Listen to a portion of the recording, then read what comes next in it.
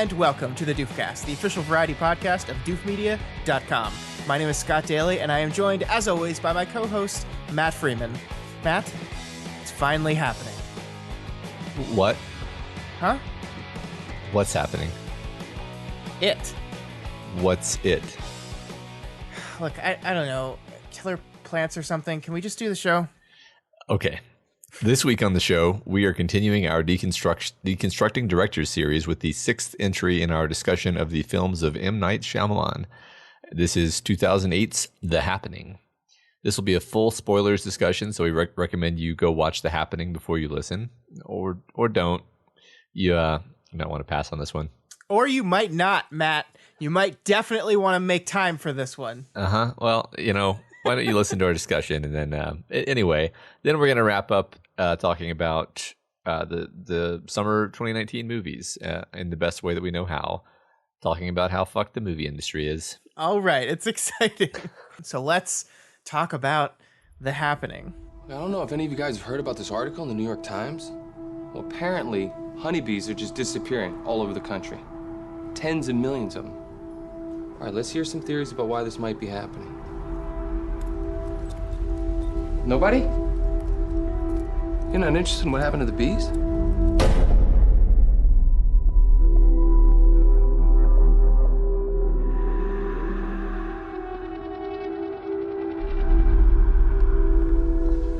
Excuse all the teachers? The administration makes us teach with a foot of snow on the ground. What is this? There appears to be an event happening.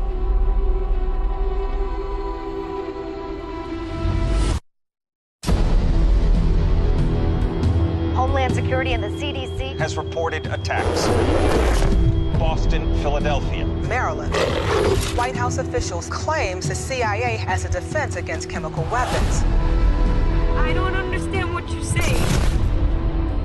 She says everyone's dead outside. What's going on? We lost contact. With whom? Everyone. So Matt, Yes. You wanna explain the plot of this movie to our listeners? Is that possible? I mean, I guess, yeah. Sure. So there's science teacher played by Mark Wahlberg, and his fiance. They have, his wife, right? Yeah, duh. Yes, his wife. They have there's some turbulence in their relationship, which is kind of a mystery running through the story. There's a reason I'm starting with that, and it's because this movie is really about their relationship. Yeah. Then it brings in the sort of disaster movie concept of there being just mysterious mass suicides, which they don't know what's causing it at first, and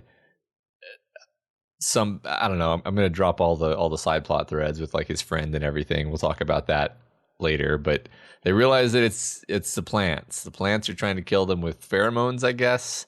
They never say that word, but that's basically what they mean. They hear us, or we communicate, or maybe not pheromones, maybe just some kind of neurotransmitter, whatever. And then they survive. Hooray! And they accidentally adopt a child because everyone else dies. So Matt, how do you feel about M. Night Shyamalan's The Happening? I'm just baffled, because we're doing this series. For those of you who may be joining us kind of out of nowhere, we've been doing the films of Shyamalan one by one, each of the what I would call his major films, one by one, and I've really loved, actually loved all of them up until this point. Even the ones that were pretty critically disappointing, like Lady in the Water, are ones that people have grown to see as less good Shyamalan movies. People say that about The Village a lot. We have really enjoyed. Exactly. And so we get to this one, and this is the weird. This begins the weird phase, and from here on, basically, it's a bumpy road, right? And so I don't understand, and I'm just hoping that in the course of this conversation we come to some understanding of what happened with this movie. And I think maybe, I don't know, maybe a way to frame it is first of all, you like this movie Unironically, is that fair to say? Or do you like it ironically? I don't know. Here's what I'm going to say about this movie. This is a bad movie. This is not a good movie. I'm not going to sit here and try to defend the movie as some beacon of cinema. What I do think this movie is a whole lot of fun. I think this is a hilarious movie, and the argument that I'm going to be making here is that to make a movie this bad, you actually have to be good at filmmaking. and that's the central thesis of my argument here. Okay. And we'll get into that as we go. But yeah, I mean, one of the things I'd like to do with you is kind of talk about M. Night Shyamalan and maybe talk about what kind of person he was and what he was going through when he decided to make this movie. Because one of the things I did since the last time we met to talk about M. Night Shyamalan is I read a book that I think I mentioned in the Lady in the Water podcast, but I hadn't read it yet. It's a book called The Man Who Heard Voices by Michael Bamberger, which is basically like a nonfiction book, like going through the entire process of making Lady in the Water, from him pitching it to Disney and his divorce from Disney and finding a home at WB and making this movie for them and everything that went through the process. And in the process of reading that book, I learned a whole lot more about M. Night Shyamalan, and I feel like I understand the person that made this movie a little bit more than I would have if I not read. And I want to preface all this with saying I have not read anything he said about this movie. What I try to do whenever I go into these movies is I try to go in relying on the film itself, and so I don't read interviews or see what he says about the movie specifically.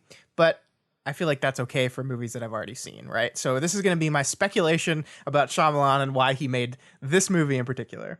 So that's what I'm going to try to do as we go through it. I feel like that's a pretty valid thing to do for Shyamalan in particular, because I really want to understand what he's going for with this movie. I feel like we got pretty close to the mark on every movie up to this one in terms of understanding what he was trying to do, why he made certain choices which maybe weren't critically appreciated, and maybe even we didn't think worked that well, but at least we can understand what he was trying to do with them.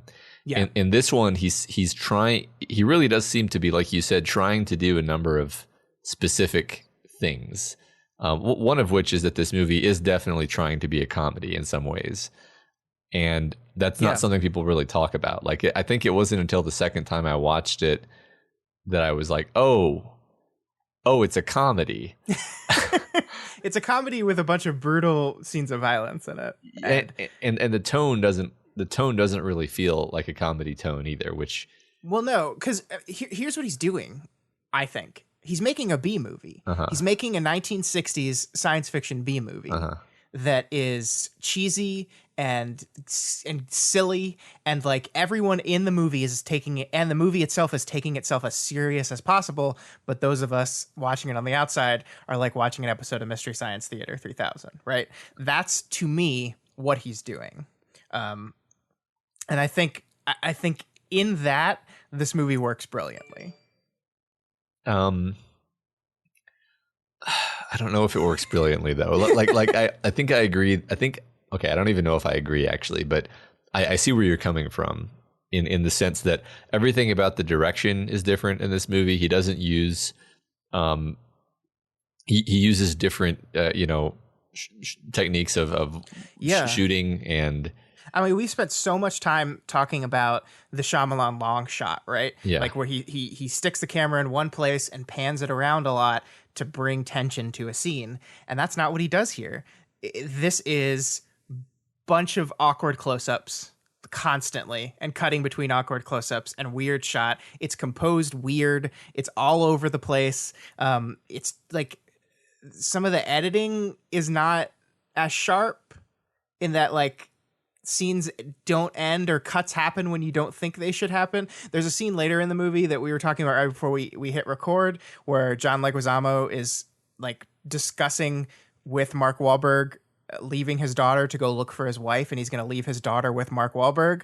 And like, it's this big emotional scene where he's like choosing to go after his wife and trusting his best friend to look after his daughter. And the scene is framed in such a way that you don't even know the daughter's there. Like, you don't even know she's in the group as part of the conversation, because it never goes to a wide.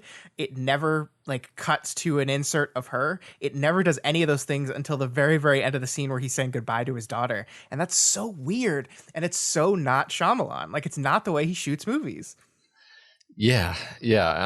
But see, that's not one where I would be like, because he was trying to be funny. Like the scene when Mark Wahlberg is like freaking out and trying to like use the scientific method on the fly while they're trapped in the field and the other group is shooting each other or shooting themselves. I mean, that's kind of hilarious, because it's this close up on him as he's thinking and thinking and thinking, and then like it does this weird cut where it's like a cut to a further away shot of him, and then it cuts to the rest of his group, and they've just walked away. And it's hilarious because it's like you assumed, just due to the way films are usually made, you assume that they're all still standing around him while he's having this big think, and then you cut and realize that they just got tired of waiting around and they just left. And like I'm like, yeah. Oh, that's a great comedy cut.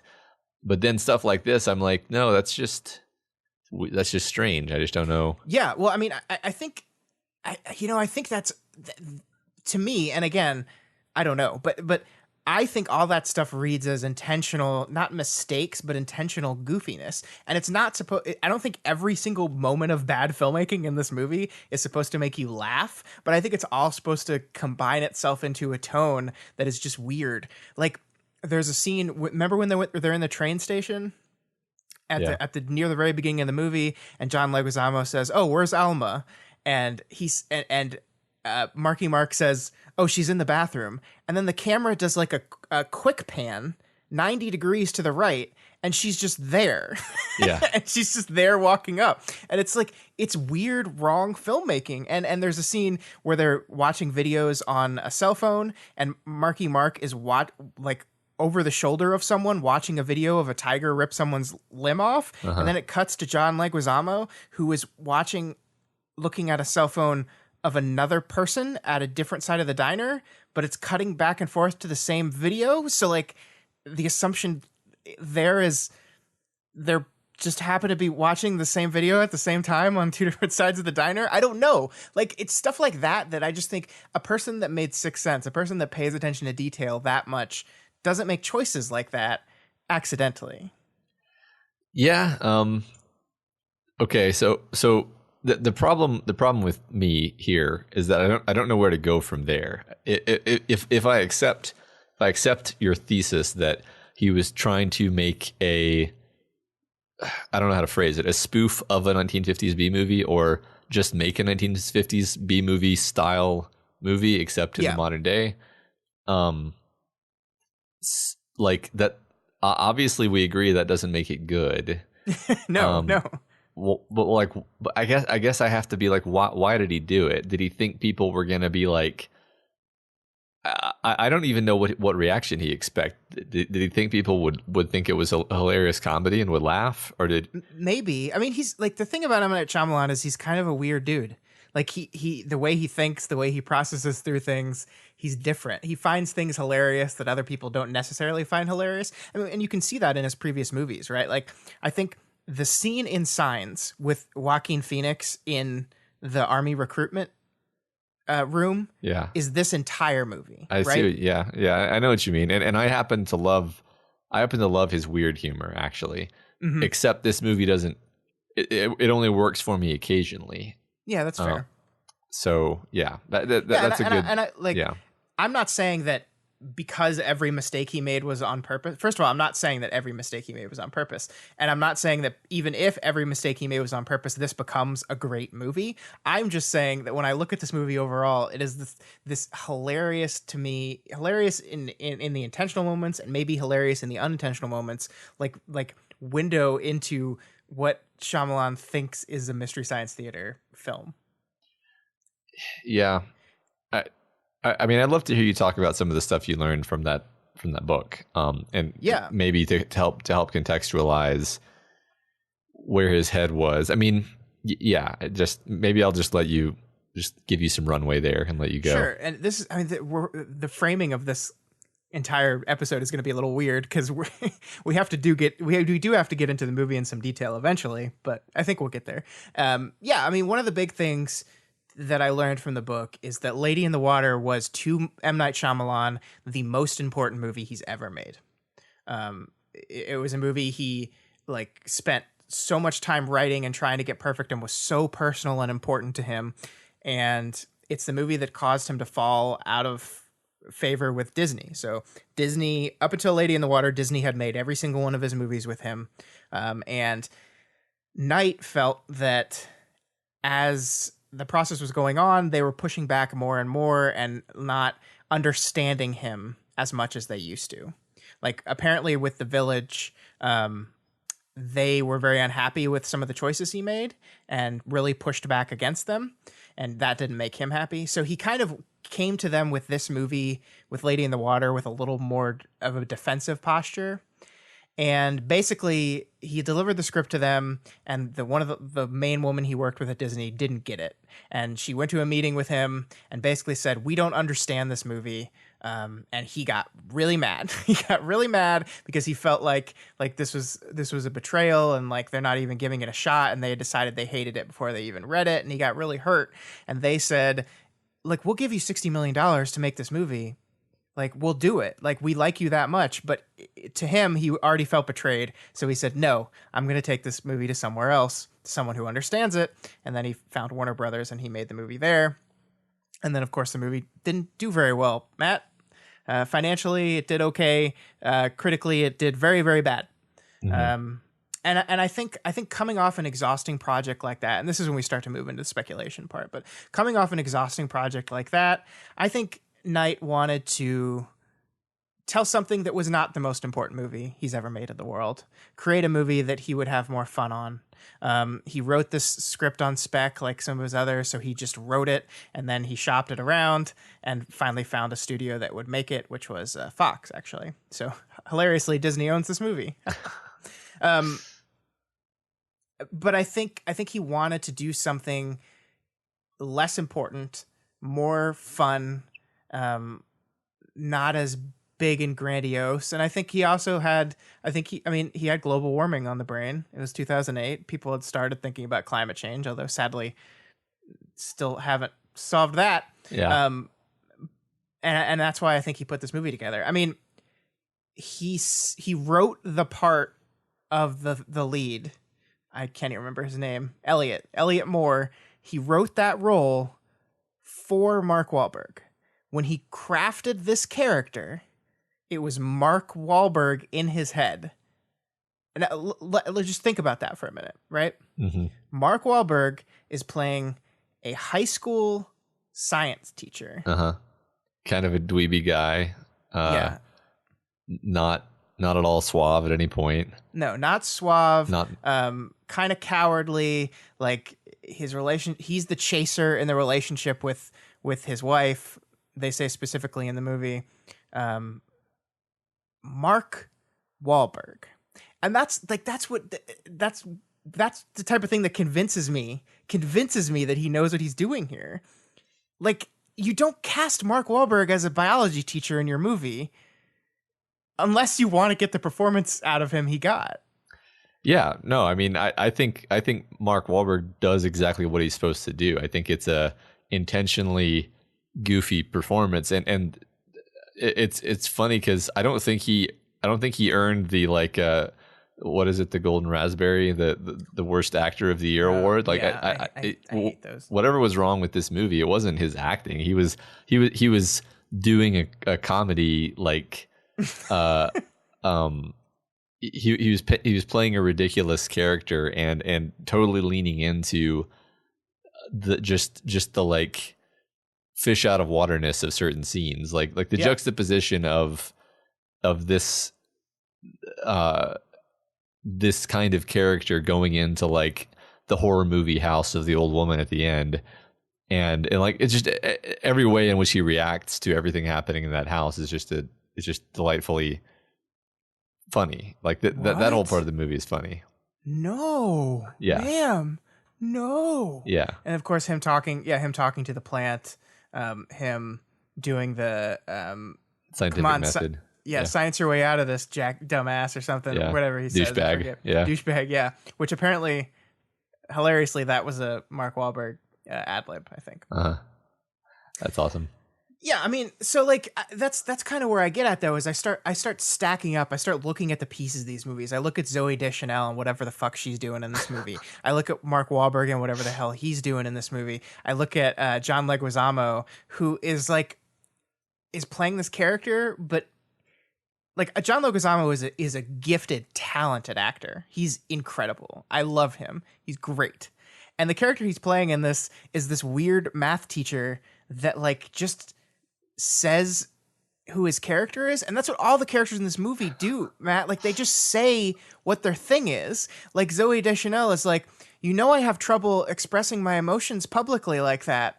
And like that's just, and then like John Leguizamo, she's never gonna take the leap when you want her to. And it's like all the characters are just saying their arcs. Yeah, here are the conflicts that we're going to be facing. Right. And then what's funny is that's not even really the conflicts, because you expect there to be this building tension in their relationship over, and like the fact that she, went and had tiramisu with another man is going to be this huge flashpoint, and it's going to cause like a rift that's going to have consequences. And like she tells him, and the consequences, he's like sullen for 6 minutes, and then he like laughs it off. Well, by laughs it off, you mean he gives the greatest cough syrup speech in the history of the world. I mean, which is also hilarious, right? It's like he's being passive aggressive and kind of shitty, but also in a way that's allowing it to just be like, yeah, okay, it's fine, we're okay, and which is actually not bad writing in microcosm. It's just the whole rest of the movie around it that doesn't work. I think we should say like there's actually a quote of Shyamalan saying we're making an excellent B movie. That's our goal. An excellent B movie is how he describes it. And I'm gonna just like I'm just gonna read this, because B movie is a word that I think a lot of people use that gets used to just mean like a bad movie. Yeah. But what it is it's a low budget, not art house movie. Like, so apparently during the golden age of Hollywood, it was specifically used for like the bottom half of a double feature. Yeah. So movies used to come in pairs, right? Yeah, like you'd go to the movies and there'd be your main attraction and then the second movie. And those didn't matter as much. So they were cheaper, they were shittier, they were usually hokey and cheesy and ridiculous.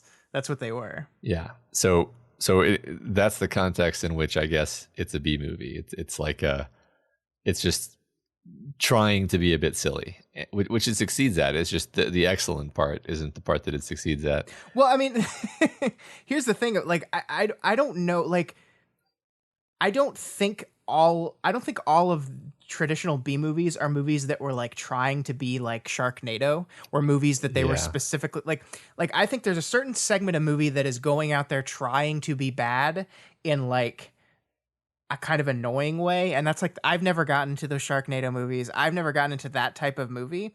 I don't think this movie's trying to be bad like that. I think the movie's trying to be ridiculous. And I think the movie's trying to be ridiculous both in the make you laugh kind of way and in the what kind of way. I mean, like, there's a scene in this movie where it's an action scene and they're running away from wind. Yeah. There's nothing they're running. It's a big chase scene and it's filmed like a chase scene, but there's nothing behind them. And I mean, it's pretty cheap to film actually. But I mean, like, it's just, I think what by taking it as seriously as possible, and that's where I think movies like Sharknado lose it, is the movie doesn't take itself seriously. Like, the movie needs to take itself seriously, and therefore the absurdity of it comes through. Because when you have a big emotional scene, like people weeping and crying over the death of their friends, and you have these big scenes, these big horrifying scenes where people are killing themselves, and it's bloody and brutal. This is M. Night's first rated R feature.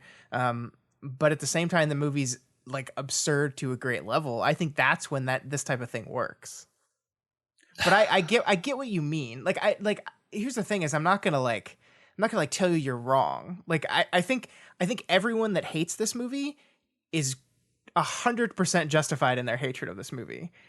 My thing is, I look at these choices and I'm like, you're not supposed to feel like you're watching a well constructed classic like disaster film. I just don't see it as that. Yeah. I mean, I don't hate it. The thing is, for me, it's like I'm going to do that thing where I make another strained metaphor. It's like if Shyamalan is this really eccentric painter, and he takes a long time and works on these really interesting paintings, and let's say they're always like pictures of people in interesting situations, and you're like, oh, he always finds such interesting situations, and they're so creative. And then his sixth painting is just like a chair in an empty room, and the chair is like upside down, and then like you're looking at it and you're like, okay, I know he's a genius, and I know that he's trying to do something with the chair painting, but it's not interesting at all in the ways that his other paintings were. And I absolutely know that like he's trying to do something with it. Like I'm just missing it. But the fact that I'm missing it, it doesn't matter. That like it's still not interesting. And then you step back and you're like, maybe he just screwed up, and like this is a bad idea, and he shouldn't have painted this painting. Yeah, I mean that's very possible. I mean, I think he's the type of person that like the M. Night Shyamalan I read about in the book is a person that is both the most confident, borderline arrogant person in the world, and also one of the most insecure people in the world. He's confident in that he believes in himself. He believes that he is great and can create great things, but he also has the ability to be torn down by the perception that someone doesn't see him that way. And I think that's a fascinating almost contradiction. And I think this, I see this movie as him kind of like taking a break. Like, I don't think the budget was as high as this. Also, I think like this is the first movie that he wrote knowing that Disney was not going to produce it. And so I think part of what he wanted to do was make a more violent movie. I mean, I think like that's why it's rated R. I think he set out as like, oh, I don't have to worry about Disney this time. Let's show someone get run over by a lawnmower. So, I mean, I think that's why that choice was made. Yeah. And that makes sense. I mean, we talked previously about how I think it's a misconception to say that he is a horror director. There's so little violence or real horror in the movies. It's more just these slow burning, suspenseful stories that are actually primarily about relationships between people. But this movie, yeah, it does definitely have those, you know, all the people jumping off the building scene, stuff like that, where it's just like, let's just throw this in to make it shocking and horrible. And look, here's where I'm going to contradict myself, because if Night can be a contradiction, then so will I. Sounds good. I think the opening suicide scenes are some of the most affecting camera work he's done. I think the construction guys jumping off the roof is a really powerful scene, just in general. Like how everything and how that scene works. Like it's almost kind of old M. Night Shyamalan, and that these guys are talking and joking around. They see a guy fall. They walk up to the guy, and then someone else falls, and then it does this like slow pan. As more bodies are just falling down, as the guy like turns around in shock, and then cuts to a bottom up shot where we see the people walk to the edge and just fall off and fall past the camera. I think that's such an affecting shot. Like I actually just genuinely love the camera work in that scene. Yeah, I like that scene too. There's one comment I'll make which actually kind of goes in line with the B-movie theory or the ridiculousness theory, where there's like the one main guy in that scene who's reacting to things who we never see again. Doesn't matter. He's a good actor. He's dramatizing everything that's happening, and you can see the shock and horror on his face. Sure. Everyone else who he's with is just like completely like literally neutral. Like they're not even like slightly upset. And there's like at least one scene where it shows him and all of them flanking him, staring at a body, and they're all just like bored, and he looks appropriately horrified, and it's like, okay, obviously they noticed that no one in the scene except the one guy is acting. It's not like they're out of focus or something and you can't see their faces. You can see their faces perfectly well. Yeah. So either they were told to do that or no one corrected that. Either way, it goes in line with the whole idea of like, yeah, it's supposed to be kind of off. Yeah, I think it is, and I mean, from what I understand of Shyamalan's process, he is not a two and done type of director. He doesn't do just a couple takes and then say, "Oh, we'll figure that out later." So you better believe he saw everything in that shot and was okay with it. Yeah, and he was involved in the edit that used that take to put that shot together. So yeah, I mean, I don't know. There's a lot of bad acting in this movie, just in general. Like, Zooey Deschanel is an actress I love. I love her. New Girl is a great television show. Everyone should watch New Girl. It's hilarious, and she's very good in it. What is she doing in this movie? And I don't even besides the thing she states verbally to us, I have no idea what she's doing in this movie. Yeah, I mean, she's goofy in a similar way that Wahlberg's character is goofy. Like they're almost made for each other in their like quirky, being out of tempo with everyone else type personality. Mm-hmm. Yeah, I don't know. This was one where, let's see if I can articulate this. Like, I think I said in one of the previous episodes that you have to watch every Shyamalan movie twice because the first time you're definitely going in with the wrong expectations. And if anything, I think most people who don't like Shyamalan movies don't like them because they walked into them expecting them to be one thing and it was a big slap in the face that it was something different. And they said, well, I don't like that. Mm-hmm. But then you watch the movie again with knowing what it is, and then you say, oh, I get it. And then you watch it another time and you say, okay, like now this is just a really unusual thing that he's doing with this movie, and it takes a while for you to see what he was actually doing, what the movie actually is, rather than your expectations of it and your the baggage you're bringing in from genre and from advertising and everything. This movie I've only seen twice now, but seeing it the second time, I was like, maybe the weirdness of these performances will clarify for me. And it didn't really. You've seen it more than twice. I've seen it like 20 times. Yeah. So I was hoping you would have like a key for me to use to unlock this, to say, what are they? Because I still believe that the actors in The Village were told, act like you're extremely uncomfortable doing this fake pilgrim cadence of speaking. Act like it's terrible and just do a terrible, shitty job giving your lines, because that's basically what they end up doing. And then it works when you realize that's what's happening. But nothing in this movie actually works that way for me, where I'm like, oh yeah, like this is what this is about. And apparently you don't either. So I mean, I don't have a key for you other than like it's stupid, and it's supposed to be stupid. I mean, there's a man that talks about hot dogs for like 5 minutes just in the middle of a scene. Like literally the scene where the movie first introduces to you what the concept of the happening is, what the thing responsible for this comes from a person who says, I packed up some hot dogs. Underrated food, hot dogs. Great shape, travels well. Oh, by the way, I think I know what's causing this. It's the plants. You like hot dogs, don't you? That's insane. Like, that's literally insane, what just happened there. And like the movie like is just like, yeah, that happened. Just deal with it. And also that guy's just gonna go away and never come back. He's gonna die. We're not even gonna see his death. He's gonna die off screen. Yeah. No, but that's hilarious though. Like I thought that was successfully hilarious. Like that was one of the moments in the movie where I'm like, especially the second time watching it, I'm like, okay, with the lens that the movie's supposed to be funny, this character is a ridiculous character. It's also funny that no one else likes hot dogs. I was like, wait a minute, everyone likes hot dogs.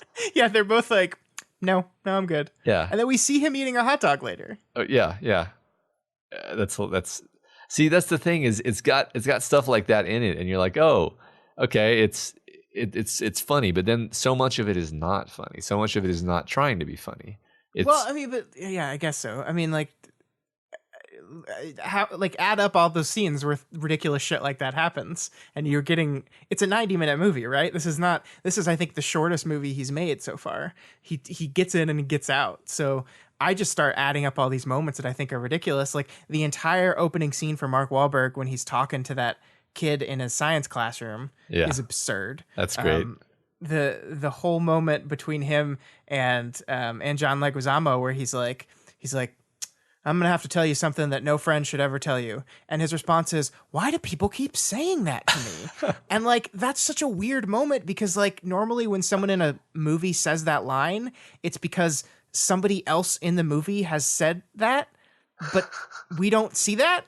Like, it's just like, who else is saying the phrase, I'm going to talk to you about something that a best friend should never tell their friend? Like, who else is telling him that? We have no idea.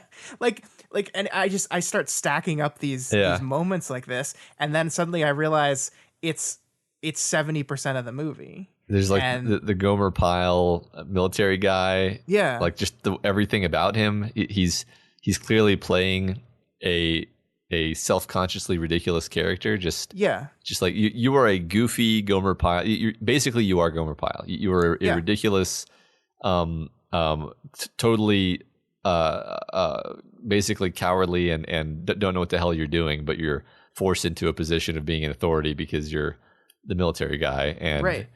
And I think the movie sells that so well because when the army jeep like rolls up to them the first time, like even one of the characters says, "Oh, thank God it's the army. Yeah, everything's gonna be okay." And then he gets out of the driver's seat of the car and he like sprints over to their vehicle in like the goofiest way ever. It's like just like not like a in command control like traditionally military like walk over commanding thing. It's like this like hurried like arms stiff at your side, not moving, like kind of waddle sprint over to the car, and you're immediately like, oh, this guy doesn't know what the fuck's going on.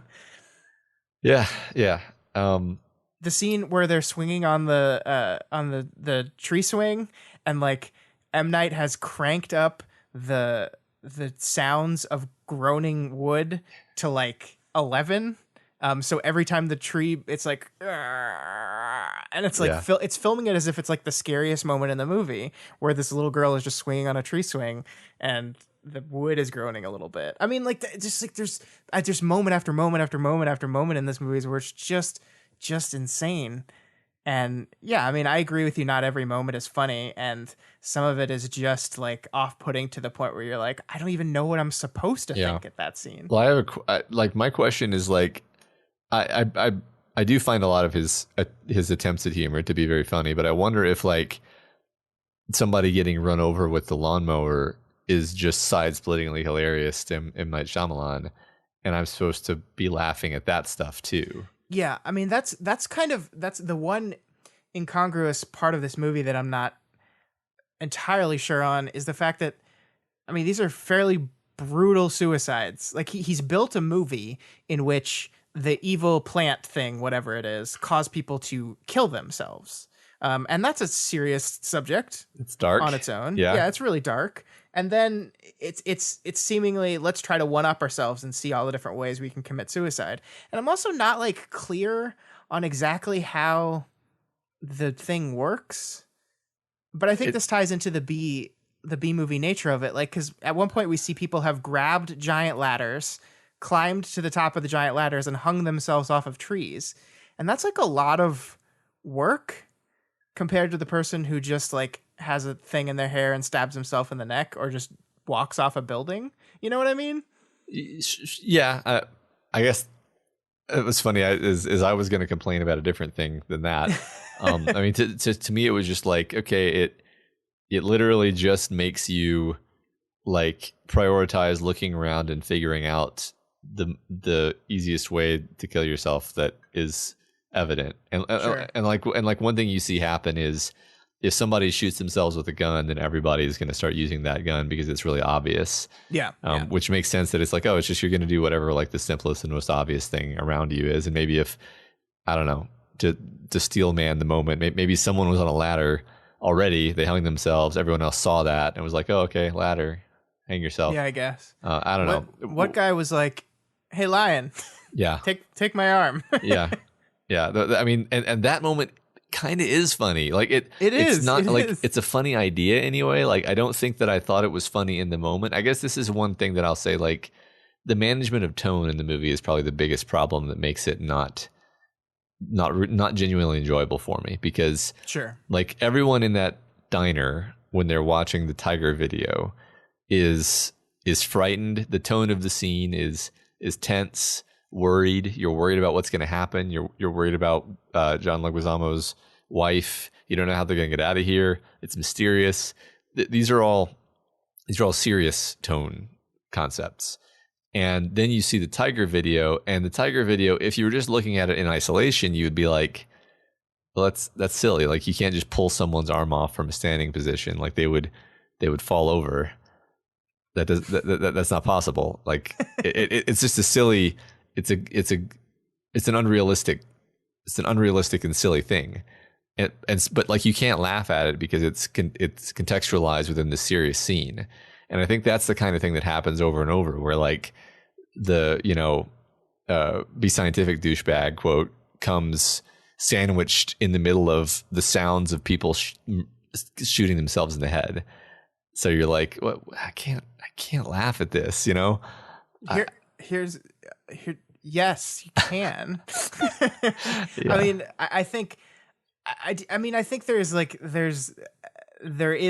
there does exist this ability to laugh at the absurdity of stuff, even if the scene wants it to be taken seriously. And I think in some ways that makes it more funny, that everyone is like being serious and you're watching a man get two separate limbs ripped off by two different lions.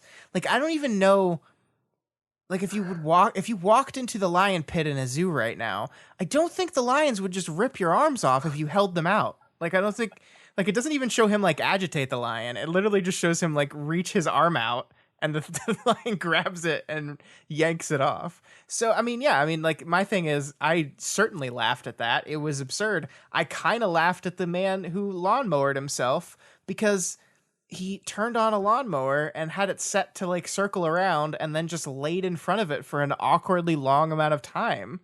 I kind of laughed at that too, because it's silly. It's just like it's a silly concept. Like the general concept of this whole thing is, well, we turned off a switch in your brain and now you have to kill yourself in the most seemingly elaborate way possible, is silly. But I mean, I doubt that you laughed at that the first time you saw it. I don't know. I mean, I kind of doubt that you laughed at that the second time you saw it. Like maybe this will grow on me, I guess, is kind of what I'm getting at. Because I can see it as being funny. I can reflect on it and be like, yeah, that's absurd. That's ridiculous. But I still think that in terms of constructing the movie and designing the tone of the scene, it's a tense, serious tone. And so it's just weird and confusing when you have something that's supposed to be funny. I mean, this is a perfect thing, though, to say, I bet if I watch it 10 times, then I'll like morph away from my perspective of like, oh, this is supposed to be a tense scene. I'll be like, no, this isn't supposed to be a tense scene. These people are all idiots. and it's funny. It's funny that they're watching this thing on their phones and reacting to it this way. Like that's entirely possible. Yeah, I mean, I don't know how to like come to a commonality on that, because I mean, I do think that the scene is constructed to be taken seriously, but it's the absurdity of taking a thing like that seriously that makes it funny to me, right? Sure. Yeah, I can see that. Like, yeah, there's I don't feel a need to come to a commonality. I think that the actual fact of the matter is that the movie is chaos.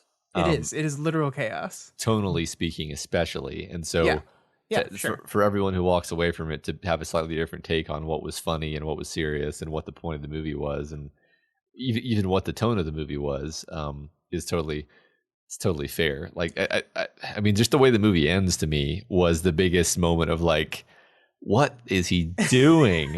where they have it ends with, she comes out, she has the positive pregnancy test. It's like a nice, slow, happy, silent scene as he approaches. It takes up quite a bit of time, actually, by the clock, as he just approaches, and then they hug, and it's happy, and then you cut to France, and there's another horrible suicide attack, and it's going to keep happening, and you're like, what am I supposed to be feeling right now? Am I supposed to be reflecting on like, oh, they're happy that they're having a kid, and now everyone's going to die? Is that the connection I'm supposed to make? Is that funny? I don't know. I think what you're trying to do, I think you're trying to put too much brain into this movie. Like, okay. I really do. I mean, like that was just a coda. That was the killer's not actually dead coda on a horror movie. Like that's all it was. And it doesn't, like, Friday the 13th ends with our heroine, who survives the entire ordeal, like sitting in the middle of a lake on a boat, and then Jason jumps out of the water and grabs her and pulls her under, and the movie just ends. And it's like, what am I supposed to do with that? It's like, the answer is nothing. Like nothing. I agree. Like, I agree the emotional core of the movie, because I think even if you're setting up a B movie, you still have to set up an emotional plot, is the story between these two characters. Mark Wahlberg, who is the chaser, Zooey Deschanel, who is like confused and obviously not into him, and we're told has problems committing and jumping in, having committed, like by they're having a baby. That's a symbol of like, it's mentioned earlier in the movie. They asked him, why haven't you had a kid yet? And he's like, well, he wanted one. It's Alma that didn't want to yet. And so, yeah, it's a baby arc that's like, well, they're having a kid now, so they're committed to each other. And I don't think you're supposed to think anything about it beyond that. Yeah, I can see that. I mean, I agree that for what it's worth, her arc was, oh, he's actually a good guy, and I'm gonna have a baby with him now because he protected me from the plants. Yeah, because he went out into the wind, even though it was not safe. Because if he was gonna die, he's gonna die with her. That's not how it would have happened, but sure, Mark, sure. Yeah. But I think the key part of that scene is she came out too. They met in the middle, right? Yeah. It wasn't him chasing her. They met in the middle between the two houses. And that's that Shyamalan. That's that Shyamalan touch there. Yeah. Yeah. Now that you pointed that out, that's true. I like that. I like that one thing genuinely works exactly correctly in terms of the story and everything. And if it lands emotionally too, because she's basically already been won over, and you can tell that she is on the same page as him. Sure. Do you think it's weird how like hostile John Leguizamo is to her, like from the beginning though? I just kind of love that. I just see that as like the protectiveness of the friend who you think is getting screwed over by the wife who doesn't deserve them. He's just like, from the beginning, it's like, I'm very glad you decided to come. He just has this look at her. Yeah, that's great. Oh, John Leguizamo is great. In fact, him. I think one of the things that I like texted you while I was watching the movie this most recent time was like, I think I texted you like, John Leguizamo is a treasure. And then immediately after that, like, oh, no, he's leaving the movie now. He's dead. He's dead. Yeah. Because there's a little tiny slit in their car. And so the toxin immediately kills them. Yeah, despite the fact that people will be like 15 feet away from other people who are killing themselves, and they'll be fine because the toxin can't spread through the air. Look, Matt, the blob didn't make any sense either. It was a blob and it ate people. I mean, like basic physics, though. Stop it. Yeah. It's magical tree poison. Yeah. You can't apply physics to it. But here's where I want to finish our conversation, though, Matt. Is it magical tree poison? Dun, dun, dun. Hit me, Scott. So one of the things I was doing this 22nd time I've watched this movie is start to think about maybe the movie is not being as upfront with us as it seems. Because one of the things that has always bothered me with this movie is it sets itself up as Mark Wahlberg, the scientist, is going to use the scientific method to solve the mystery, right? He's going to solve the mystery. He's going to test. Like, he basically goes through the scientific method at the beginning of the movie. Traditional film structure says, okay, that's going to pay off in some way. And it doesn't really, because a man just tells him it's the plants. And that just ends up being the truth. Now, you could argue he uses the scientific method to suss out like the being in groups part, which is fairly important, I guess. But I think it would have landed a lot better if like he's the one that solved it's the plants mystery. Because you kind of saw they were laying the pieces for that when at the very beginning of the movie, when New York City gets attacked and like it starts in Central Park and Mark goes, Central Park? That's weird, right? And like everyone just ignores him. They don't respond to that at all. And in my head, I was like, "Is that weird, Mark? Like, if you have a neurotoxin, it seems like the biggest park in the world would be a great place to launch that if you're a terrorist." I don't know. But he's like, "That's weird, park." And they only say that because they're setting up him kind of trying to figure out it's the plants thing. But then someone else just tells them that. So, what if it's not actually the plants? What if this is actually just a big old metaphor for the hysteria and the neuroses that comes when people get worked up and terrified of something? And that's what the movie is about. Yeah. I mean, I love the idea. I would love to watch the movie again with that in mind, because my first reaction is to say, I don't see a ton of like other supporting story touches that would support that. Yeah, but, let me make it clear. I don't think that's what M. Night Shyamalan was thinking when he made this movie. Okay, but I think one of the wonderful things about art is you can come to your own conclusions, and I like this read of the movie, because I think it ties into this general idea of why big groups. One of the things that the movie does is, even up until the very end of the movie, after it has clearly established that it is the plants, it's still like, well, what about the nuclear power facilities? What about the terrorists? What about and it's still introducing new threats and new ideas. Like, there's this one very haunting shot where they're walking out of a house, and behind them is the two big exhaust silos of the nuclear power plant. Now, of course, you could just argue that is put in there to show how we are destroying nature, and this is why nature is going to come back against us. In fact, there's on the model home development they leave, there's a great billboard, and it says at the top, "You deserve this." I think that's a really great touch. But also, what if it's just like the idea of people, something happens, and the happening happens, and people work themselves into such a tizzy, and it spreads through them. The more people you're with, the quicker it spreads, because that's generally how mass hysteria works, right? It works in clumps, it works in groups. It's people getting together and freaking each other out about these things, and that's how it spreads. I like that. I like that read a lot. Yeah. I mean, that's a really fun concept for a movie, even if this isn't that movie. Yeah, I just, it reminds me of like the Satanic Panics, where it's like in the 80s or whatever, where you'd have cops being like, there are 40,000 children murdered by satanic sacrifice cults every month in this city. And you're like, I don't think there are that many murders every month, like in the whole state. 3 million people are killed by Satan every second. Yeah, but that's the kind of thing that people will do, is the point. Like they absolutely will like have a cure is worse than the disease. I mean, like the fun thing is if there isn't even a disease in the first place, and it's all just a reaction to something that's a misunderstanding. But that's, I mean, the first thing that happens in this movie is everyone stands stock still and then kills themselves spontaneously in Central Park. So and we see that happen. It would almost be better. It'd almost be better if we hadn't seen the first scene, like that. That would be more fun, because then you could be like, what started this? And I guess what I'm arguing is that it's not like a literal mass hysteria event, but that the toxin, as it exists in the movie, is a metaphor for mass hysteria. You know what I mean? Like, Yeah. so it's not literally that the movie that the toxin doesn't exist, that these people aren't actually killing themselves because of something, but that could be a metaphor for it.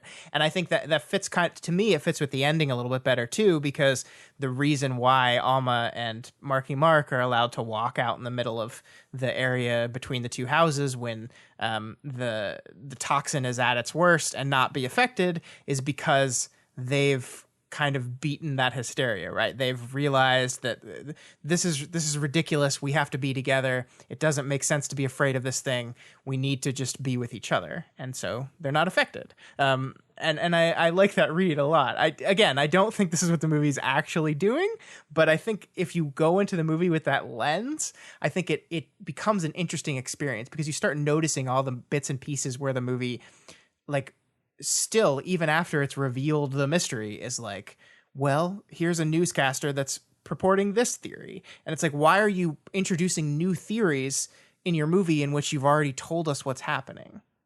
I mean, the most cynical interpretation is that he wants you to walk out of the theater being like, so do you think it was the plants or do you think it was something else? When actually no one did that.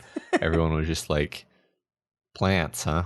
Well, if he wanted you to do that, he shouldn't have ended it the way he did, because like the end of the movie is a guy talking on the report and he's basically saying, I think it was the plants. The plants did it. We did this to them. They're fighting back. It's definitely the plants. Yeah. And the guy is like, well, I would love to believe you, doctor, but until this happens, until we have another data point for this, I just can't believe you. Cut to it happening again. Yeah. So like the conclusion you're supposed to reach there is, yeah, totally the plants. Yeah. So before we move off of talking about the movie, like I think I've said this before somewhere, like the idea that the biggest missed opportunity in the movie is that you can totally make plants look scary. Like you can have like a scary tree with the suggestion of a face and its knots, and like a dark forest. A dark forest is an intrinsically unsettling setting. Sure. And you could get a lot of beautiful shots of beautiful, dark, scary trees. There was zero genuinely scary shots of plants in the movie. Even the one where it's like the tree that she's swinging from, it's still just like a nice sunny day and there's green, and like, and I was just like, why would you not take the opportunity to have some like foreboding shots of a tree and then Mark Wahlberg like looking at a scary tree, like, because that would even be both scary and funny, you know? I don't know. I realize this is a weird thing. It's a complaint about something that I made up that wasn't in the movie, because why would it be? I made it up. But I'm just like, come on, that would have made the movie super fun in my mind. Yeah, it certainly seems pretty ridiculous to not do that, right? It does. Good point. Yeah. Good point. I mean, like, I feel like I'm not being fair, because like my response to everything you say is going to be like, yeah, you're totally right. It makes it better. Which isn't fair. Because the plants, like it's a downright beautiful day. Like, yeah, it's almost like when they did their shooting, they were like, all right, we have to wait for just like the best weather. Everything has to be green and beautiful all the time. Yeah, like wouldn't you make it rain? Wouldn't it be scarier if it's like dark and raining and foreboding? Exactly. No, none of that. It is bright, it is green, it is sun shining, birds chirping. This toxin only affects humans, so like the rest of the world is going on as normal. Right. The trees were scarier in the village when she's in the forest. It's a genuinely scary forest setting. And he clearly understands like atmospherics. This is the guy who directed Unbreakable and The Sixth Sense. Yeah, like totally. Yeah, because it is absurd to film a regular oak tree on a sunny day as if it is the scariest thing in the world. Yeah. And yet that's what this movie does. I mean, like, we haven't talked about the music in this. I actually think the music in this movie is genuinely great, and I think it ties into the B-movie stuff because it feels like some 50s or 60s like sci-fi type of music. But the music kicks in on the oak tree swing scene. It kicks in and it's like ominous as shit. Yeah. But it's just a static shot of a tree. Yeah. In the sun, just sitting there. I just wish he would explain what he means when he says we're making a B movie. Like what do you think that means, sir? You know what? Here's what I'm gonna pledge. We just passed a big milestone on our Patreon at Doof Media. So we're sitting here like, what do we do next? What's our next goal? Let's do it. Get M. Night Shyamalan on the show. Let's state that. That's our next goal. Okay. And we'll sit him down and we'll say, Night, you're a great director. We want to talk to you for 2 hours, but just about The Happening.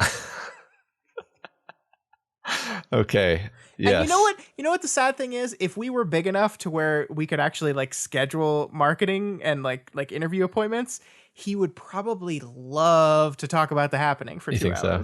Yes, I absolutely do.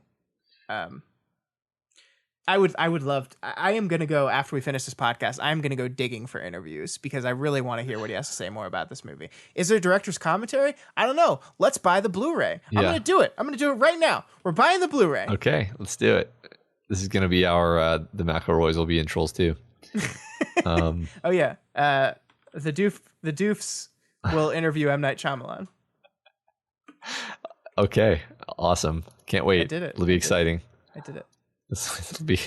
The Blu-ray is only $6. Well, that's sad. I know. Hey, this movie made $146 million. But what was its budget though? Let me see. Its budget was $48 million. And probably half of that was Marky Mark's paycheck. Yeah, probably. So it more than broke even. Sounds like. You got a half that, so bet it did all right. I don't remember how much they advertised this bad boy. Yeah, I don't either. I don't remember seeing ads for it. So. All right, but that is The Happening. I don't know if we solved anything. I don't know if we figured out what was happening with this movie, but I do think so. Let's before we end this, let's do the things that are M. Night Shyamalan things, right? A couple in love that comes back, that finds a way back to each other by the end of the movie, right? That's an M. Night thing that kind of happens in every single one of his movies. Yep. It's got a kid in it. I think this is the least involved child role in any of his movies. Yeah. It's also kind of a weird kid, which they always are.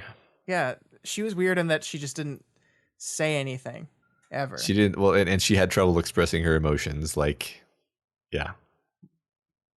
What else? We have a man who is estranged from his purpose. Not really. Not really. That doesn't happen in this movie. No, I mean, he's estranged. Like, I think it's mostly his relationship. Like, he seems like he's pretty good at his job, I guess, because he's talking about the bees article. Yeah. I would say that he's just pretty consistently a good scientist, so there's not a whole lot of conflict there. Is he? No, not at all. You're a scientist. Do you think it is scientifically sound to say the answer to a question is, what is this mystery is, hey, it might be an act of nature, and we'll never know. Science can come up with some theory, but that's just a theory. It's like, yeah, but that's all we have. That's how you figure it out. Why are you making this so complicated? It's the same thing as if you're like, I want to figure out how this puzzle works. I'm going to try a bunch of different things, and then I have an idea of how it probably works. Yeah. And if you're right, then you solve it. I was also irrationally angry that the 16-year-old kid not paying attention in class echoes the PhD scientist who is being interviewed on the news. Like, exactly. Like, the kid at the beginning says it's an act of nature and we would never fully understand it. And then that a professional the guy, he's professional and important enough to be interviewed on TV, and he gives the same answer. Yeah. I mean, I hope that was like a joke, because I'm like, yes, what does that mean? Like, we understand so many things now. Our understanding has exploded to encompass almost everything. M. Night Shyamalan is a man of spirituality, right? I think you can see that when you look at Signs. You can see that when you look at a lot of his other movies. He is, and I don't think he doesn't like science or respect science, but I think he is definitely a person that believes in the mysteries of the universe. Like, he said that he picked Paul Giamatti for the role in Lady in the Water because as he walked down the stairs into the room to meet him for lunch to talk about the part, he saw his shoe, and from the second he saw his shoe, he just knew about it. He just knew. He knew it was right. So he is definitely a man that believes in maybe not necessarily a higher power specifically, but I mean, so the book was called The Man Who Heard Voices, and it's because M. Night Shyamalan will tell you that he has people in his head that speak to him. And not like in a psychosis kind of way, but just literally like he feels that the world speaks to him and directs him in the decisions he needs to make. So he is definitely a person that I think the statement that the character makes in the movie is a statement that M. Night Shyamalan believes. Well, that's annoying. Sorry. I mean, honestly, that makes me that genuinely harms my enjoyment of the film because I'm like, oh well, I thought that was more like this is the kind of silliness that would be in a 1950s B movie where they'd be like the giant ants come up out of the ground and attack us and we may never understand where they came from like that's just to make it mysterious. That's not because that's the thesis of the movie. I don't know, whatever. Anyway, I think that's it, right? Yeah. That's what happened in The Happening. Yes. God, I love Mark Wahlberg. Have you seen the movie The Other Guys with Will Ferrell? Yes. That's like the best Mark Wahlberg. I love that movie. I love Mark Wahlberg. Yeah, like, do people not like Mark Wahlberg? I think he's great. I think he's got some like off-screen shit, horrible things that he did is not great. Yeah, I think I heard about that. But we're talking about as a performer, as an actor. Yes. Yeah, as long as he doesn't try to be too serious. Like Boogie Nights is an incredible movie. Yeah. Pain and Gain. Holy shit, he's amazing in that. Michael Bay's best movie, Pain and Gain. Mark Wahlberg. If you haven't seen that movie, Matt, oh boy. Yeah, I forgot he's in Fear. That's a disturbing movie. Mm-hmm. He's a good actor. Transformers. Cade Yeager. His name is Cade Yeager. But that's not his fault. Thank you, Michael Bay, for just blessing us with these wonderful characters. Oh my god. I want to talk to you for a bit about the summer. And I know like a lot of this is films that you haven't seen or stuff that you're not up on, but I just wanted to kind of like walk with you through the big lessons we learned from this summer. Because I think it's been a weird year in the movies and it's been a weird summer because there were a lot of big movies. I mean, the biggest movie to ever came out this year, but a lot of bad stuff happened too. Okay, yeah, hit me because I mean I haven't seen many of these movies actually, but I would like to hear your thoughts. Yeah, so I mean the first thing we have to talk about is live action Disney remakes. We did a whole podcast on that, so I'm not going to redo that entire conversation. But The Lion King is the 9th highest grossing film of all time. It made $1.5 billion. Uh-huh. It was enormous. Aladdin, a movie that I thought was going to do well. I did not think Aladdin was going to make $1 billion, and Aladdin made $1 billion. Aladdin, Matt, outgrossed Toy Story 4. Wow. Which is not a thing I thought was going to happen. I know Aladdin's popular. I know it's one of the most popular Disney movies, but Toy Story is Toy Story. And I mean, Toy Story was $1 billion movie, but I thought that movie was going to be bigger. And that leads me to kind of my first point is this idea that sequels are out. Those remakes are very much in. Yeah, that's interesting. I mean, at a certain point, it's like if it makes $1 billion, what's the point of ranking it anymore? It did great, but yeah, no, that's interesting. I mean, it's funny because I saw the Aladdin remake. I did not see Toy Story 4. Yeah, well, you're part of the problem. There you go. I'm part of the problem. I mean, there's no like motive there. It was just like timing, really. I don't know, but yeah. But I mean, like if we look at some of the most, I mean, Toy Story 4 did very, very good. I'm not trying to minimize that, and it did better domestically than Aladdin, but their overall gross Aladdin wins. But I mean, we have The Secret Life of Pets 2, which, I mean, it made $157 million. It's pretty good, but not as good as the first one. The Fast and the Furious movie is only going to be profitable because it did super well in China. Like, the split on that is 75-25, foreign versus domestic. Wow.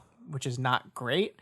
The Pokemon movie did well. We already talked about this one, but it did a lot better overseas than it did here. The Men in Black movie was a bomb. The Dark Phoenix movie was an absolute bomb. It's this kind of weird thing where these sequels of long gestating properties just aren't bringing people to the theater like they were. Godzilla didn't do that great. We have that, but then we have these remakes like Aladdin and Lion King that are like doing crazy good. Yeah. Yeah. I think my kind of off the cuff take would just be like, there's just so many movies now, and sure, and they all look pretty good. Like you can just look at the slate on any cinema and it's like, wow, yeah, those all look pretty good. Therefore, the psychological phenomenon that like if you give someone 10 different choices, they just become completely paralyzed. Sure. But if you give them like 2 or 3, then it's really easy. Well, if you give me 10 choices and one of them is, oh, Aladdin, I know what that is. Me being an idiot, I'm going to pick the one that I'm familiar with, right? Like that it could literally be just like game theory. Yeah, I mean, I think remove the idiot part of that, and I think you've just captured the majority of cinema goers, right? Yeah. Like that's what they look, there's 20 movies out. Which one am I going to see? I recognize that name. That's what I'm going to go with. Yeah. And I think that's why franchises exist, right? But I think it's interesting that a thing like Men in Black doesn't have that it doesn't have that recognition anymore. Because I think there was a time in the summer movie where they were doing that sequel thing, right? You know, where they were bringing back all these old properties that hadn't had movies made in decades or 10 years. And they were doing really well. But that seems to have died. Like it's not working as well anymore. Men in Black didn't do that well. I mean, the X-Men series is just terrible. Godzilla didn't do that well. So yeah, it's very interesting. On the flip side of that, John Wick Chapter 3 is the 5th highest grossing film of the summer.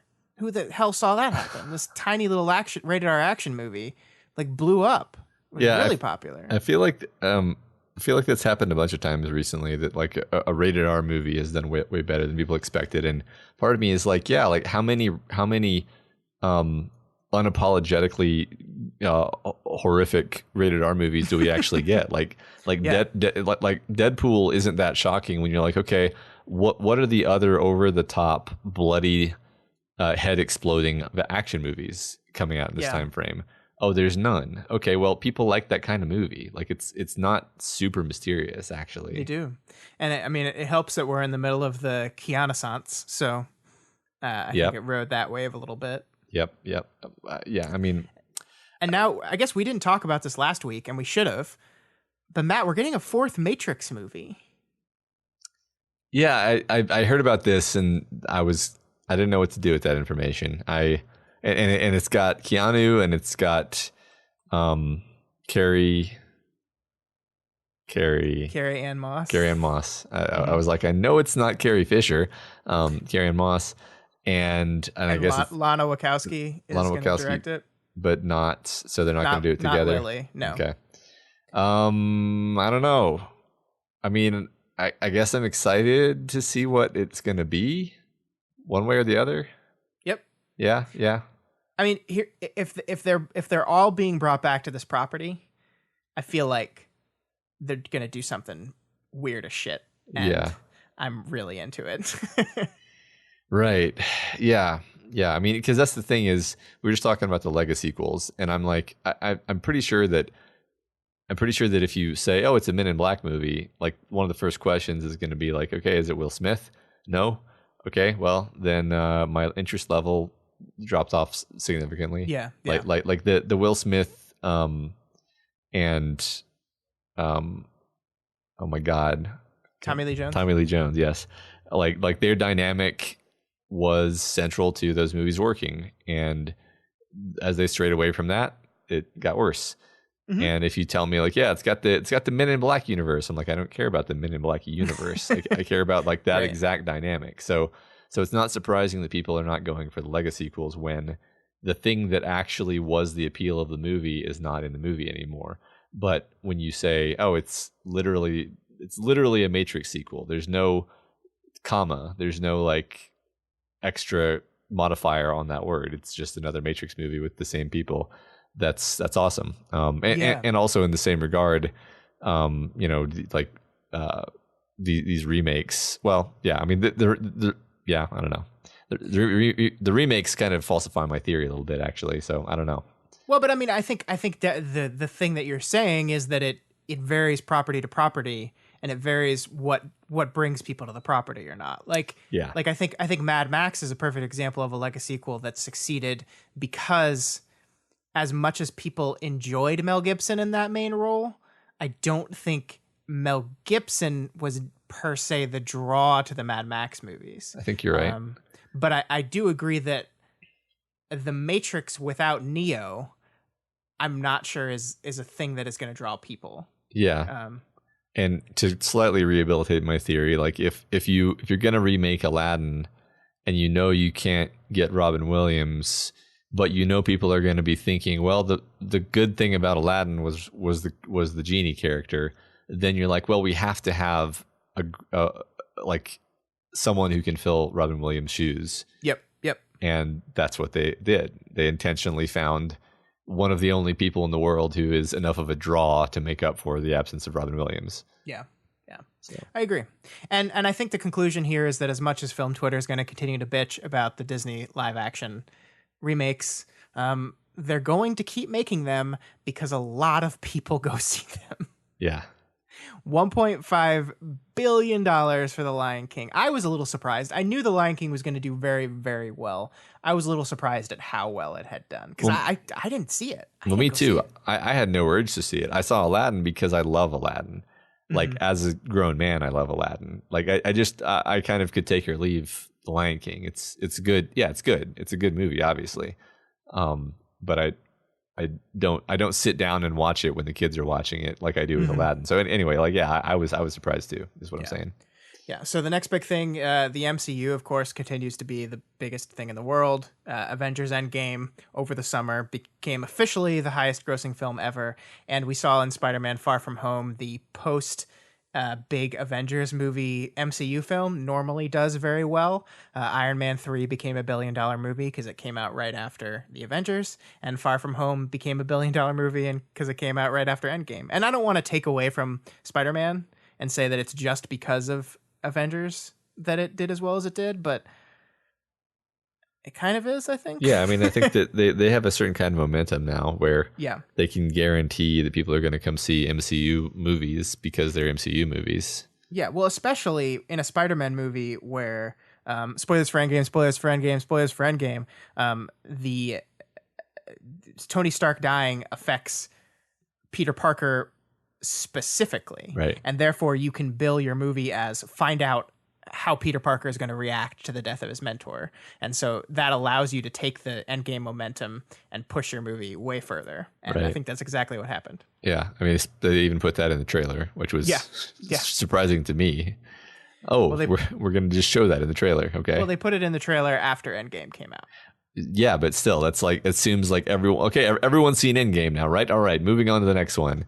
Yeah, I think they gave it a week. I think the Russo brothers said, okay, starting 8 days after Endgame came out, we're allowed to spoil it now. Sorry.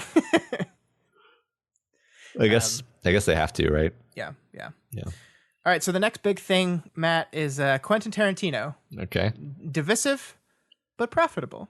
Okay. So Once Upon a Time in Hollywood has been a movie that has been talked about to death in film circles about the offensive nature of it, whether or not it is or not. There's so many hot takes about this movie, and I can't get into the hot takes because you have yet to see it. One thing I will say is this movie made a lot of money. $125 million for a Quentin Tarantino movie is pretty good. Yeah. I think it's his third highest grossing film ever. I think Django and Inglourious Bastards are the only two that are above that, which is kind of crazy. It is interesting. He's such a big name that I'm always surprised that those numbers aren't higher. It just never draws, like, he's a big name. He's a known family name, but he never draws the crowds like other films do. Yeah, I mean, they're always these extremely brutal rated R movies. They're not exactly date movies. So yeah. Once Upon a Time in Hollywood, by the way, the only original movie of the summer to break $100 million. Interesting. Wow. and I'll expand that out. Only one of 2 original movies in the entire year to break $100 million. Wow. The other one is Jordan Peele's Us. Everything else has either been a remake or a sequel or a franchise film. That's fascinating. Isn't it? Yeah.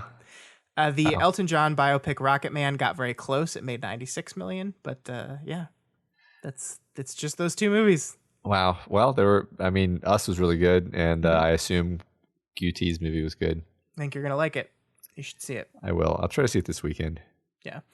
But I mean, yeah, he remains divisive, and I don't want to like relitigate all the arguments about. I think there are some people out there making arguments against this movie that have some good points, and there are some people out there making arguments against this movie that are arguing in very, very bad faith.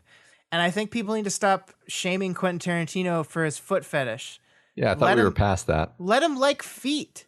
I thought we were past that. In 2019, aren't you allowed to have any kind of fetish, and it's fine? I thought that was as long as your fetish is consensual. I thought it was supposed to be cool, but now all of a sudden we're like, oh, why are you making me look at feet? Because he likes feet. It's fine.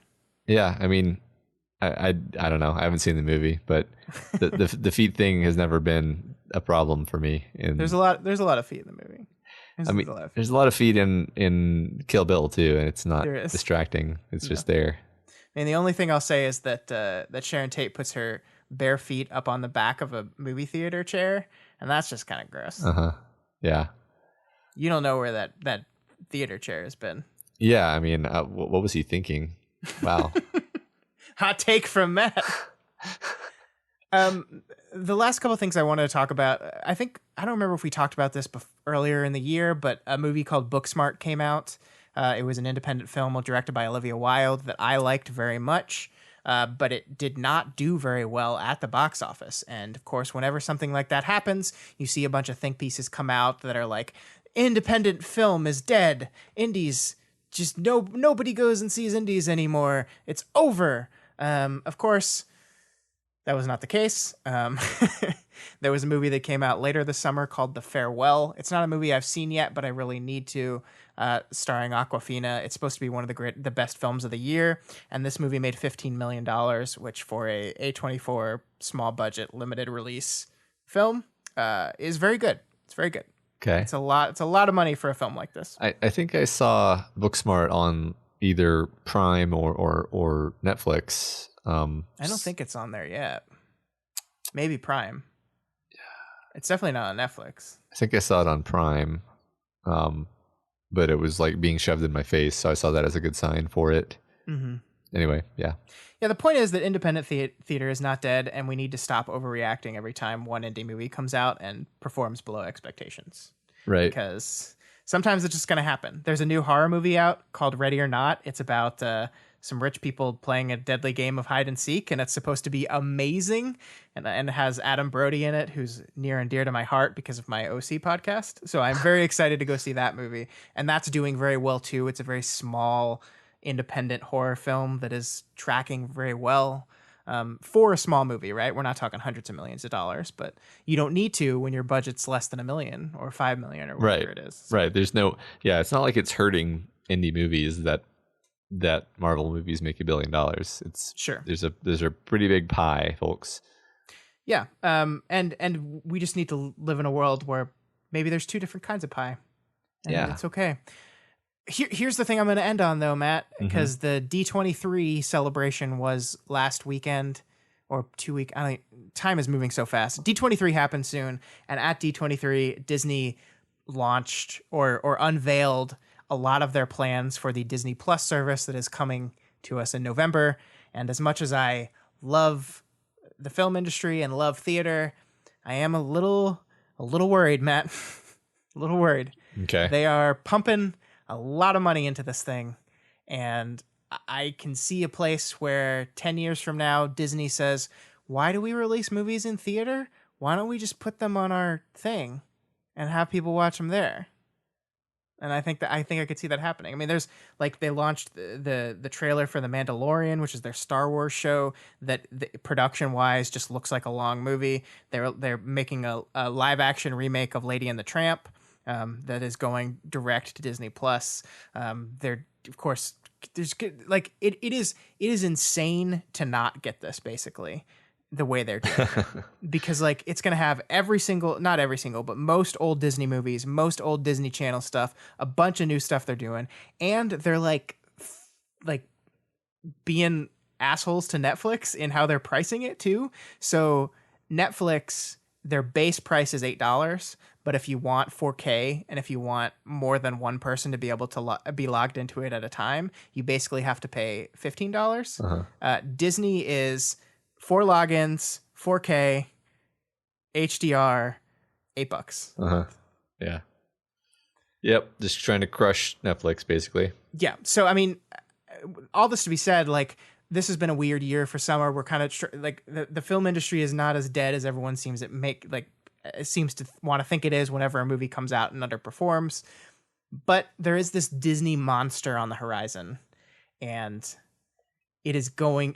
Disney Plus is going to fundamentally change the industry. It can't not. It's too big. It's got too much money being pumped into it.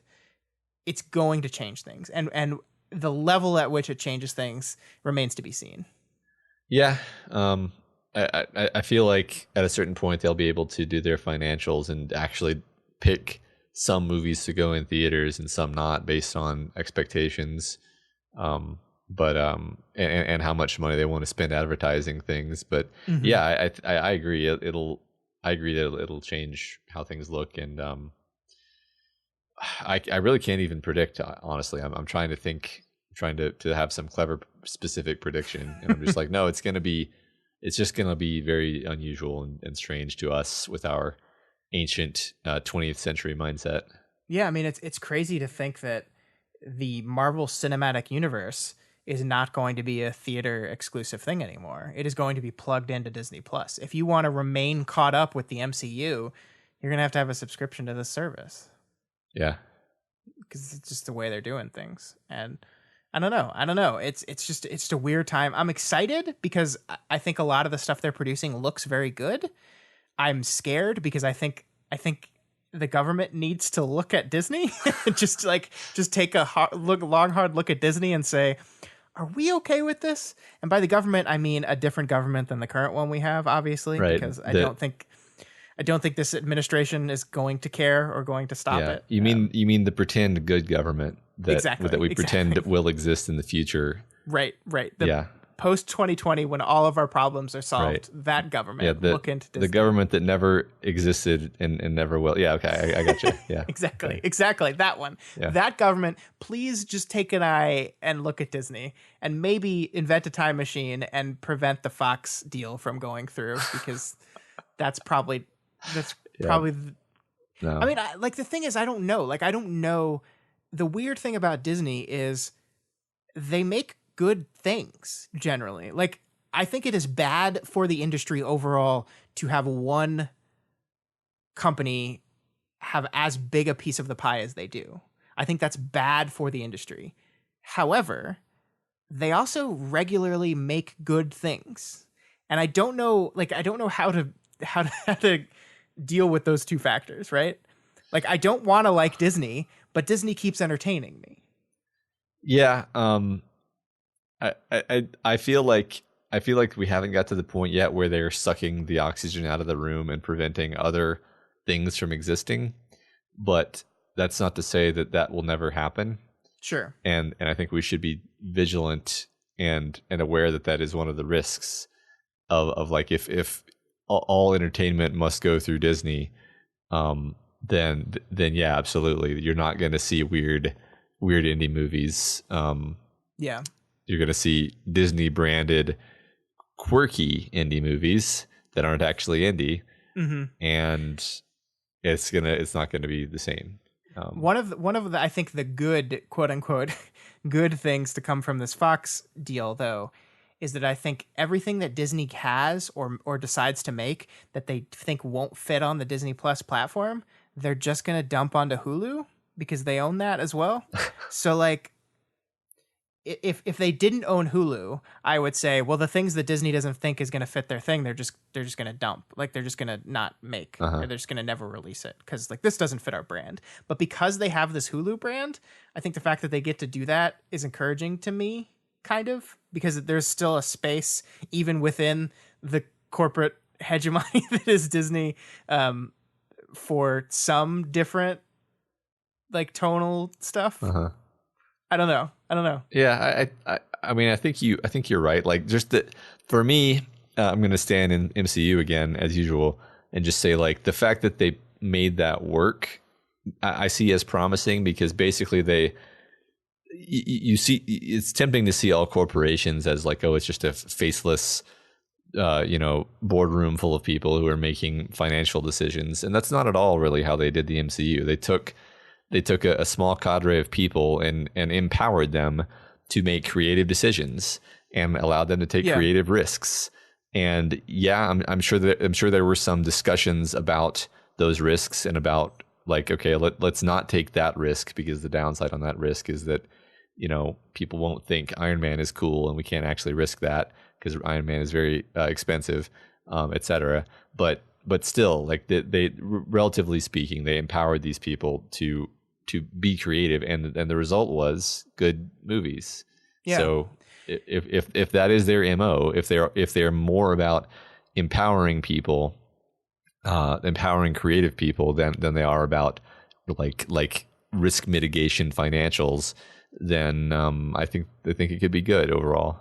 Yeah, I mean that's an interesting thought because I agree that with the success, the lane in which they trap their filmmakers has gotten wider, right? Yeah. Like, I think in phase one, they you're absolutely right. They empowered filmmakers, but I don't think they empowered filmmakers. Well, phase one wasn't even Disney yet. Or, when did Disney buy? I don't remember.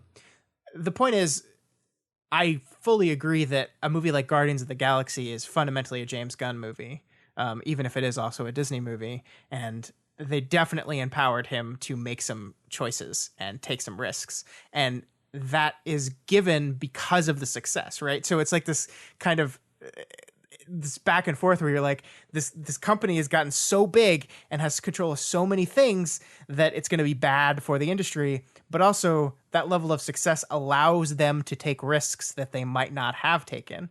The question is, will they or won't they? And so far, I think you're right. At least in the MCU property, they certainly have taken risks. Yeah. And maybe it's the case that in their children's movies, they will not, because why would you? Like, it's not like the kids are going to appreciate your avant-garde take on whatever. Like the kids movie is a fairly tried and true formula. Although there's still fun ones like Lilo and Stitch or whatever, where you're just like, this is silly and I love it. And also there's a Pixar movie coming out in 2020 called Soul that's about a musician who has lost his passion for music, is transported out of his body, and must find his way back with the help of an infant soul learning about herself. Experimental. Yeah, I mean, it's a Jamie Foxx led project that is very different. And Pixar, let's be honest here, Pixar's pretty white, and they've always been pretty white, and they're trying to, especially post John Lasseter, are trying to be more in line with the diversity is good Disney brand that exists now. And so the fact that they're making this project, which seems like this kind of crazy out there risky project that is very different from what I think what the Pixar that made 4 Toy Story movies is doing, I think is encouraging. Well, I mean, when you described it, I was like, that kind of sounds like Coco. I mean, Coco. It kind of sounds a little bit like Coco and a little bit like Inside Out. Yeah. I made that connection too. Yeah, that's cool. I mean, that sounds fun. I think I like that.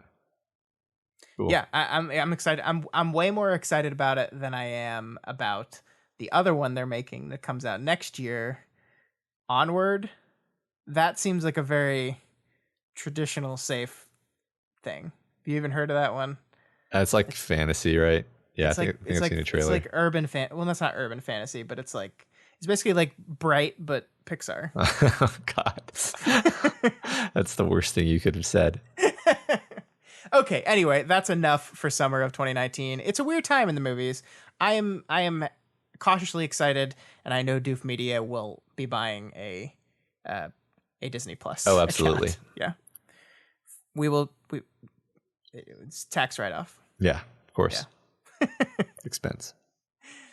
All right, guys, that is all we had for you this week. If you have any opinions on The Happening or on the summer of 2019 and the movies therein, you can reach out to us via email at doofmedia@gmail.com or over on our Twitter account @doofmedia. Please reach out. We want to know what you have to say, what you guys think about this stuff. So yeah, let us know. And if you're not already subscribed to this podcast, we encourage you to do so and ensure you never miss an episode. You can find us on iTunes, Stitcher, YouTube, Google Play, and pretty much anywhere else podcasts can be found. Hey guys, I want to talk to you about a show called We've Got Worm. Not Ward, Matt. Worm. What is it? It's a show in which we go through a book called Worm, arc by arc, and analyze it. And I'm talking to you people about this, and the people I'm targeting with this are the people that have never read that book. Because I want you to go read that book. And then while you're reading that book, I want you to listen to our podcast about it, our completed podcast about it, and chat with us about the story. Yeah, we think really, it's really good. Great story. We spent like a year of our lives on it, and it's really good. And I don't know how to recommend something more than saying I did a year-long podcast about it. Okay, it's really good. If you're listening to this, you should read Worm. It was 40-something episodes. Each episode took roughly 12 hours to produce. So that's a lot of time, guys. And we still love the book. We spent that much time with the book and we still love it. So read Worm. Yeah. Don't know what else to say. And if you want to support We've Got Worm and this podcast and any of our shows at our website, you can our website. I should have said what that is. Wow. Go to doofmedia.com. That's where you'll see We've Got Worm and Deep Impact and all the other shows we do here at Doof Media. And if you want to support Doof Media, you can become a patron. Head on over to patreon.com/Doof Media and pledge $1 a month or whatever else you can afford. There's tons of bonus features, exclusive content, great things you get for being a member of our amazing community. We hope you guys join us. We're really close to our next goal, where Matt and I will be talking about The Dark Tower for almost as long as we talked about Worm. So we're excited to make that show, and we're very close to getting there, and we need your help. We just need, I think, 15 more patrons to get there. So at any amount helps. You can pledge $1, and you'll get us one patron closer to hitting that goal. So head on over there, and please do that. And if you can do that, then you can hang out with us on the Discord and talk about Shyamalan or Disney Plus or whatever. Yeah. So also please consider rating and reviewing the Doofcast on Apple Podcasts. Every review helps us get more exposure and introduces new people to the content that we make here.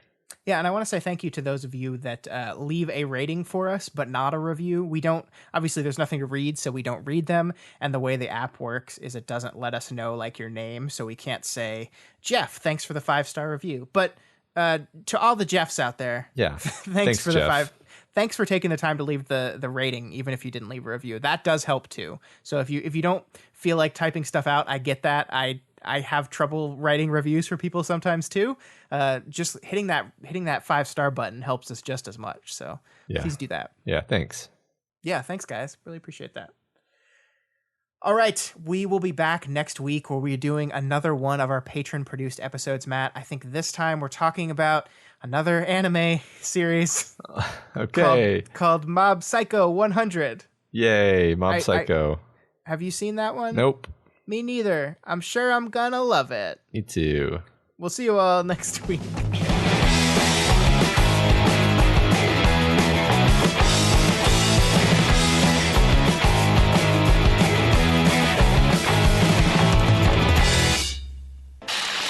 My name is Doof, and you'll do what I say. My name is Doof, and you'll do what I say.